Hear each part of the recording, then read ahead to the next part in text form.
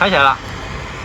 大家肯定见过这种瀑布船吧？只要往里面加满水，在水箱下面加热，很快船就可以开动起来了。那这个原理在网上普遍的说法就是，水箱里面的水在加热后，水转换成水蒸气，顺着水管喷出来，推动小船，然后水箱压力减小，水就再次回流进水箱，形成一个循环，船就开动起来了。如果说这个解释是真的，那为什么没有人做出稍微大点的船呢？或者说升级火源，做出动力更强的船呢？所以我们今天就来尝试一下，做一个透明的可视化的浮船，是巨资买到的这种10英烧瓶作为水箱，管路全部用透明的。可以，我们先来测试一下10英玻璃能否承受剧烈的温差变化。里面已经烧开了，开水塔试一下，看它炸不炸。可以，关。10英烧瓶完全没事，我们就直接装上试一下。由于船体过大，还买了一个大水池。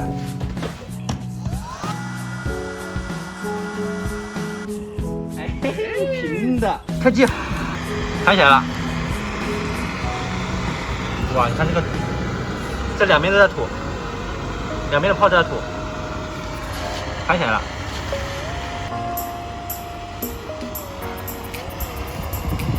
现在关键的一点就看里面的水会不会烧完，它那个不能循环的话，证明我们失败了。它没有水回流到里面去，这个推心塔就完全是在靠水蒸气的推，里面水没了就烧没了。船是开动了，但是水箱里面的水越来越少，都快烧干了还不回流，形成不了循环，证明还是失败的。可能是因为火力太猛了，蒸发出去的压力太大了，所以把火源还是换成这种酒精灯试一下。结果这个小火还是不回流，把火源撤掉后，过了一会儿才回流。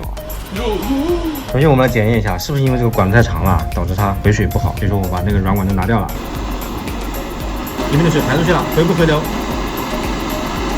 哎，回流了。就是管子太长了，再试一下，再喷一下，往上回流。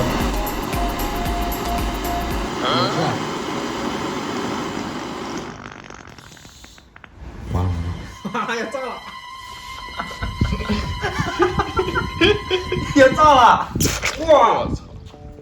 哇，怎么回事啊？它控制不了它的回流，它怎么搞毛线呐？它烧干了就完了，一直烧就炸了。就它这个回流不受控制啊！我把你们的管子一个长一个短。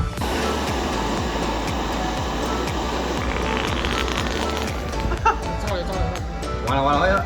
要炸了！砰！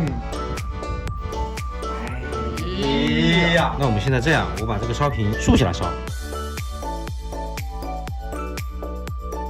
我关了才回，等于说你加热的过程中它是回的。难道瀑布船它只能做小的吗？做大了你就没办法维持它的进水和出水的平衡。